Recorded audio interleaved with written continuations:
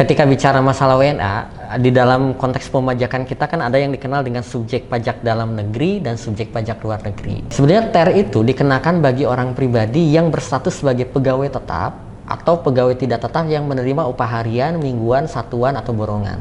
Untuk melihat apakah Indonesia berhak memajaki atas penghasilan bule ini atau enggak, dilihat dari perjanjiannya antara Indonesia dengan negara mitra atau yurisdiksi mitra.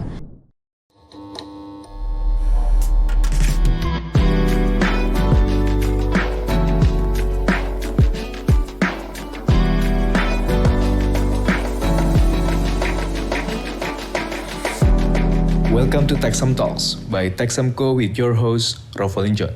Halo kawan Sam, ketemu lagi dengan aku Sania di podcast Texamco Talk.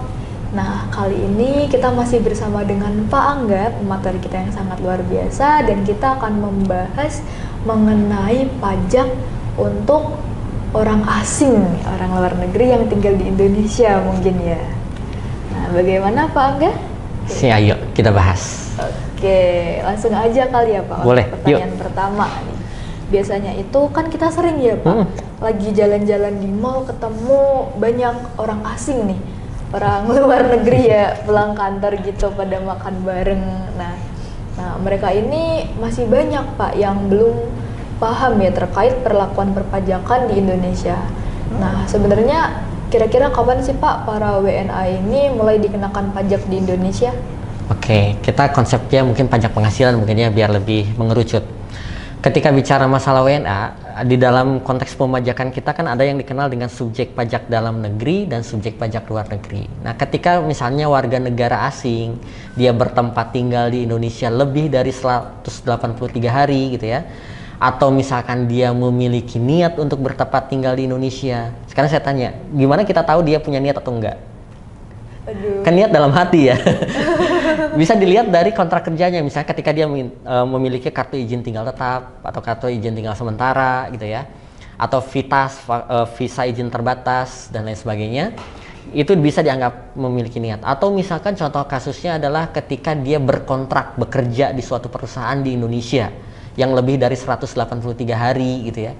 Kita tadi juga jangka waktunya batasannya adalah 183 hari ke atas gitu ya. Jika memang memenuhi kriteria tersebut, maka dia termasuk dalam subjek pajak dalam negeri, yang artinya dia akan dikenakan pajak atas penghasilan yang dia terima di Indonesia juga salah satunya. Nah, jadi itu batasannya adalah dari timeline tadi, 183 hari bertempat tinggal atau memiliki niat yang menunjukkan bahwa dia di Indonesia lebih dari 183 hari. Oke, nah kemudian Pak, misalkan para bule ini mungkin ya itu sudah memenuhi syarat tadi, sudah lebih dari 183 hari, sudah memiliki izin, memiliki niat. Nah, tapi selain mendapatkan gaji dari Indonesia, mereka juga tetap mendapatkan gaji dari luar negeri nih. Itu kira-kira gaji luar negerinya apakah akan dikenakan pajak di Indonesia juga Pak? Nah, di dalam PMK 18 2021 tuh ada keahlian khusus tuh, ada yang hanya bagi expatriate yang dikenakan pajak di Indonesia. Tapi secara konteks umum, bagi yang selain keahlian khusus, ketika dia menjadi subjek pajak dalam negeri, maka konsep pemajakannya dia akan dikenakan worldwide income. Artinya penghasilan yang diterima di luar negeri dan juga penghasilan yang diterima di dalam negeri akan digabungkan nanti untuk dihitung ulang. Ketika dia sudah dipotong pajaknya atas penghasilan yang diterima di luar negeri, maka tentu dia boleh mengkreditkan pajaknya tadi, kita kenal dengan istilah namanya PPh pasal 24 untuk menjadi pengurang di dalam SPT tahunan. Ketika dia menjadi subjek pajak dalam negeri ya, yang menjadi kewajiban lapor SPT tahunannya dia. Oke, nah kemudian Pak, ngomong-ngomong soal perpajakan terbaru nih, mulai 2024 kan kita sudah memakai TER. Yes. Nah, terkait perencanaan pajak tadi mungkin ya, kredit pajak tadi itu apakah akan berpengaruh Pak terhadap TER-nya? Baik, sebenarnya TER itu dikenakan bagi orang pribadi yang berstatus sebagai pegawai tetap atau pegawai tidak tetap yang menerima upah harian, mingguan, satuan, atau borongan. Jadi tidak dilihat pada apakah dia WNA atau WNI gitu ya, tapi dilihat apakah status kepegawaiannya pegawai tetap atau pegawai tidak tetap tadi. Ketika misalkan dia pegawai tetap atau pegawai tidak tetap tadi, maka dia akan dikenakan TER salah satunya. Untuk pegawai tetap misalnya, jika misalnya ada suatu ekspatriat bekerja dari Januari sampai dengan Desember, maka TER akan dikenakan untuk selain masa pajak terakhir. Jadi dari Januari sampai dengan November, karena dia pegawai tetap, dia akan dikenakan TER. Sementara untuk masa pajak terakhir atau masa pajak Desember, dia akan dikenakan tarif pasal 17. Begitu pula ketika misalkan si bule tadi, ekspatriat tadi menjadi pegawai yang dikenakan upah harian, mingguan, satuan atau borongan. Tapi kayaknya jarang ya, mana ada bule biasa main pekerja kasar gitu ya. Tapi in case ada, maka tentu TER-nya juga akan mempengaruhi. TER ini sangat ditentukan pada posisi berapa penghasilan kotor atau bruto di bulan yang bersangkutan dan status PTKP-nya. Jadi sangat ditentukan pada dua hal tadi. Oke, selanjutnya nih Pak, saya tuh pernah dengar ada yang namanya tax treaty. Tax treaty, iya. Jadi biasanya itu ada negara-negara yang menjalin kerjasama dengan Indonesia ya, terkait perpajakan itu bisa mendapatkan semacam pengecualian kali ya, atau perjanjian gitu. Nah itu apa Pak pengaruhnya terhadap para ekspatriat ini? Oke, ini mungkin akan sangat berpengaruh ketika subjeknya ekspatriat ini sebagai subjek pajak luar negeri. Artinya misalnya ketika di Indonesia kurang dari 183 hari, tidak memiliki niat dan lain sebagainya. Maka dia diperlakukan layaknya sebagai subjek pajak negara lain. Ketika misalnya ada bule ekspatriat di Indonesia, dia hanya taruhlah 100 hari gitu ya. Berarti kan dia menjadi wajib pajak negara lain. Jika dia menerima penghasilan dari Indonesia, maka untuk melihat apakah Indonesia berhak memajaki atas penghasilan bule ini atau enggak, dilihat dari perjanjiannya antara Indonesia dengan negara mitra atau yurisdiksi mitra. Contohnya misalkan ada bule dari Amerika Serikat mendapatkan penghasilan di Indonesia, di mana dia bekerja kurang dari 100 hari atau kurang dari 183 hari. Maka harus dilihat nih perjanjian antara negara Indonesia dengan negara Amerika Serikat atas penghasilan ini, siapa yang berhak membajakinya. Dan di dalam tax treaty, perjanjian penghindaran pajak berganda, itu diatur hak pemajakannya, ada timelinenya. Misalkan ketika orang pribadi ini, si bule ini mendapatkan penghasilan kurang dari 90 hari, maka hak pemajakannya ada di Amerika Serikat, misalkan gitu ya. Tapi ketika sudah lebih dari 90 hari, maka boleh Indonesia untuk membajaki. Nah itu adalah salah satu poin-poin yang diatur dalam tax treaty.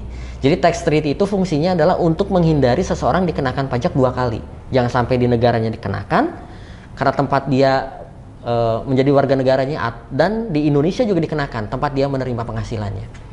Jadi perjanjian pajak berganda itu poinnya. Kemudian ada salah satu surat namanya surat keterangan domisili sebagai wajib pajak luar negeri, SKDW PLN. Dia menyampaikan di GT form, di mana ketika dia mendapatkan penghasilan di Indonesia dan tadi posisinya jelas menjadi SPLN dan dia pengen dipotong sesuai dengan tax treaty-nya, maka dia harus menyerahkan surat tadi. Surat keterangan sebagai subjek pajak luar negeri tadi ya, SKDW PLN. Nah, kalau dia tidak menyerahkan, maka pemajakannya mengikuti ketentuan perpajakan yang ada di Indonesia. Jadi, saya ulangi ya, tax treaty akan berlaku jika wajib pajak ini menyerahkan surat tadi. Jika dia tidak menyerahkan surat, berarti hak pemajakannya mengikuti ketentuan Undang-Undang Perpajakan Indonesia. Ketika yang menerima ini adalah ekspatriat warga negara asing yang bukan SPDN, maka dia akan dikenakan tarif sepadan. Nah itu tarif tarif sebesar 20% dari kalian omset. Sementara ketika dia menyerahkan, mungkin bisa jadi tidak dikenakan atau dikenakan dengan tarif tertentu sesuai dengan perjanjian antara Indonesia dengan negara mitra atau yurisdiksi mitranya. Jadi itu poin pembedanya sebetulnya. Waduh. Kompleks ya? Waduh, agak pusing ya. Ya. Jadi kalau wajib pajaknya orang luar negeri nih, para bule-bule ini kalau mau ke Indonesia minimal harus tahu tax treaty-nya dulu ya Pak?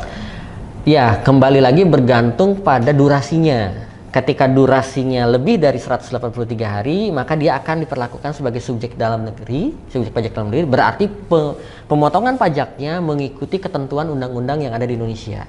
Tapi ketika dia kurang dari 183 hari, artinya sebagai subjek pajak luar negeri, nanti ketika mendapatkan penghasilan di Indonesia, dia akan ditreat dua hal. Apakah menggunakan tarif sepadan 20% kalau dia tidak menyerahkan surat keterangan tadi, atau dia akan ditreat sesuai dengan perjanjian antara Indonesia dengan negara mitranya.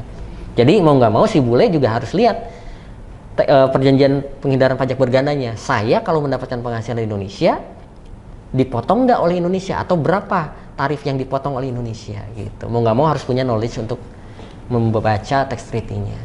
Waduh, kompleks sekali ya Pak.